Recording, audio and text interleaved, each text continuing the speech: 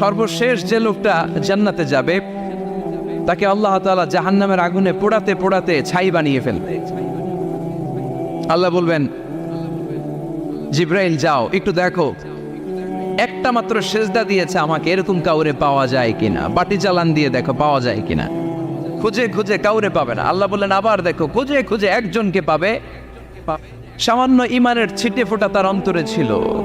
আল্লাহ বলবেন যেহেতু ছিটে ফোঁটা আছে, অনেক মায়ের খাইছে, ওকে বের করে জাহান্নাম থেকে বের করে একটা নির্ধারিত দূরত্বে রেখে দাও, রেখে দেয়া হবে। কিন্তু জাহান্নামের আগুনের লেলিহান শিখাতে তার গা ঝলসে যাবে।